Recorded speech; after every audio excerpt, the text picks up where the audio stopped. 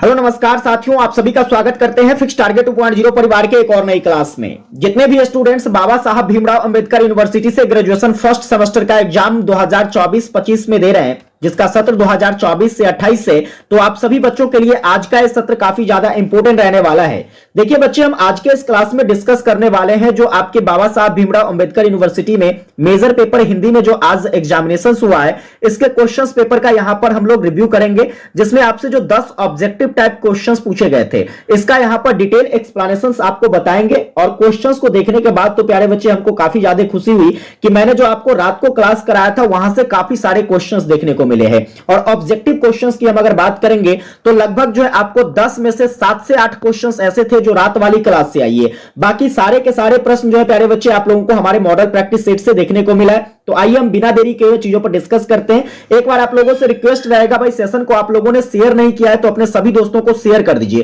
ताकि सारे बच्चे अपना आंसर की मैच कर सके। और साथ में आप कमेंट करके जरूर बताइएगा कि आप लोगों ने ऑब्जेक्टिव कितना सही किया है और आप लोगों का जो आज का पेपर रहा है वो किस हिसाब से रहा। ठीक है बच्चे, सेशन को लाइक नहीं किया तो लाइक कर लीजिएगा, और आप भी चैनल पर नए हैं तो सब्सक्राइब करके नोटिफिकेशन बेल को जरूर ऑन कीजिएगा। आइए हम लोग क्वेश्चंस की तरफ बढ़ते हैं। तो देखिए, बात करते हैं हम लोग जब क्वेश्चंस की, तो सबसे पहले जो आपसे क्वेश्चंस पूछा गया था, लॉन्ग टाइप क्वेश्चंस पूछा गया था। अब यहां पर लॉन्ग टाइप क्वेश्चंस जिसमें आपको 3 क्वेश्चंस बनाने थे।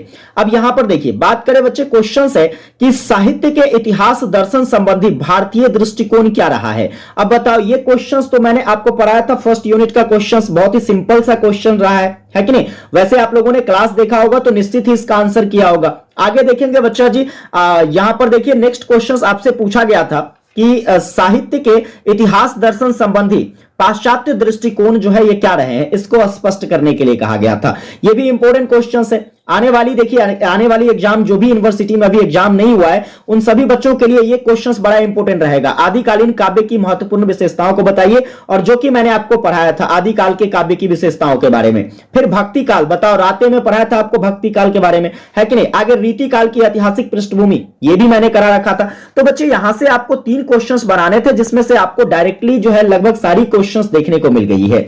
शॉर्ट टाइप क्वेश्चंस की बात कर लेते हैं। तो देखो, शॉर्ट टाइप क्वेश्चंस को देखने के बाद तो पता चला कि भाई सारा क्वेश्चंस तो हमरा गेस पेपर से उठा लिया है। भाई आदिकाल के पृष्ठभूमि, आदिकाल के पृष्ठभूमि ये तो मैंने आपको पढ़ाया था, मॉडल प्रैक्टिस सेट देख लीजिए। सिद्ध साहित्य, आपको हर तरह के साहित्य के बारे में पढ़ाया था, सिद्ध साहित्य, नाथ साहित्य, लौकिक साहित्य। आने वाली एग्जाम के लिए बच्चे नाथ साहित्य याद रखिएगा, जो भी बच्चे जिसका एग्जामिनेशन अभी नहीं हुआ है, नाथ साहित्य आपसे पूछा जा सकता है। फिर देखिए यहां पर भक्ति काल के प्रेरणा स्रोत पर प्रकाश डालिए। भक्ति काल जो है किस प्रकार का प्रेरणा स्रोत रहा है हिंदी साहित्य में, इसके बारे में आपको बताना था। कृष्ण काव्य धारा की परंपरा में सूरदास का स्थान, बताओ। ये मैंने आपको मॉडल प्रैक्टिस से 2 में करवा रखा है, आप देखिएगा तो आपको मिल जाएगा। ठीक है बच्चे, और यहां से देखिए रीति काल के प्रेरणा स्रोत के बारे में पूछा गया था, तो ये भी मैंने कराया था। रीति मुक्त काव्य धारा घनानंद, ये तो क्वेश्चंस रातें में हमने आपको कराया था घनानंद के बारे में, है कि नहीं। तो आप लोग यहां से इसका भी आंसर निश्चित रूप से कर लिए होंगे। तो यहां 4 क्वेश्चंस बनाने थे प्यारे बच्चे, जिसमें सभी के सभी क्वेश्चंस आपको हमारी क्लास से देखने को मिली है। आगे आइए बात कर लेते हैं हम लोग ऑब्जेक्टिव क्वेश्चंस की। अब बताओ, रात का क्लास कौन कौन करके गया था, पहले हमको कमेंट करके बताना फटाफट से कि रात की क्लास जो है किस बच्चों ने देखा था। बताइए, विद्यापति पदावली, ये आपको मॉडल प्रैक्टिस सेट 1 में करा रखा है हमने। विद्यापति पदावली जो है बच्चे ये किसकी रचना है, तो आप नाम से ही स्पष्ट है भाई, विद्यापति पदावली डेट मींस किसके द्वारा लिखा गया है, तो विद्यापति जी के द्वारा लिखा गया है।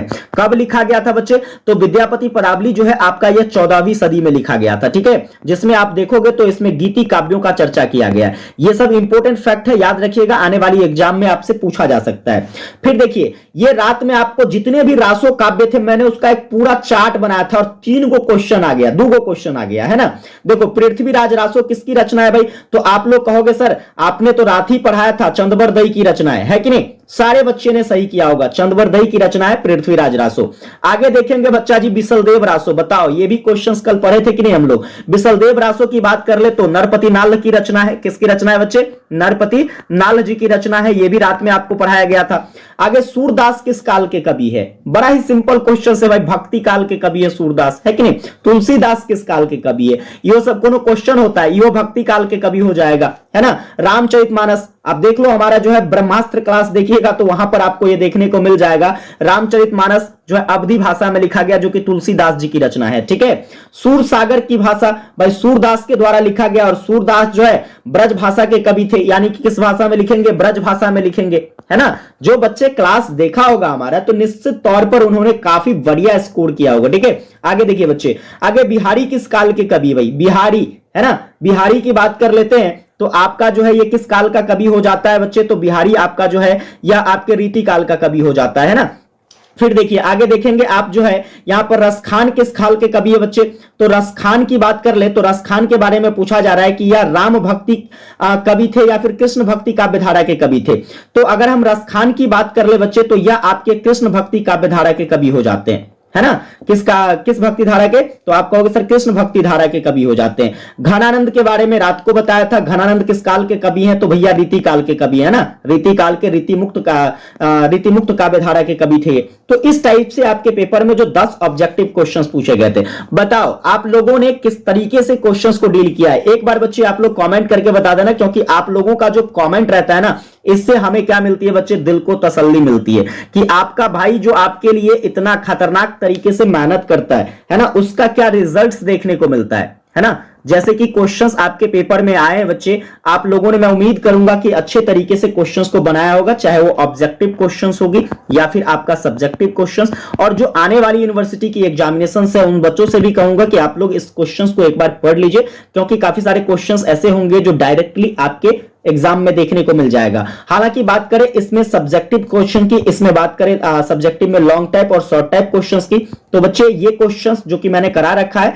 और कुछ क्वेश्चंस एक आध क्वेश्चंस ऐसे थे जो कि मैंने नहीं कराया है, तो मैं आपको एक आने वाली जो क्लास होगी हमारी ब्रह्मास्त्र सेकंड, ब्रह्मास्त्र 2.0, उसमें करवा दूंगा, ठीक है। तो आप लोग वहां से देख लेना। एक बार आप बताइए फटाफट से कैसा रहा आपका एग्जाम, है ना। आने वाली क्लास के लिए आपको क्या करना है, तो कुछ भी नहीं करना, हमारी ब्रह्मास्त्र क्लास जो है आपके एग्जाम से पहले आती रहेगी, और आप लोगों को पढ़ना है और अपनी एग्जाम को फोड़ के आना है बच्चे, ठीक है। विशेष आप लोगों से रिक्वेस्ट रहेगा, हमारा चैनल पर आप भी नए हैं, सब्सक्राइब नहीं किए तो सब्सक्राइब करके नोटिफिकेशन बेल को ऑन कर लीजिए। सेशन को लाइक नहीं किए तो लाइक करके अपने सभी फ्रेंड्स को जरूर शेयर कर दीजिए, और अंत में कमेंट करके जरूर बताइएगा आपका ऑब्जेक्टिव कितना सही रहा है और पेपर कैसा गया है। विशेष मुलाकात करेंगे नेक्स्ट सेशन में, तब तक के लिए जय हिंद।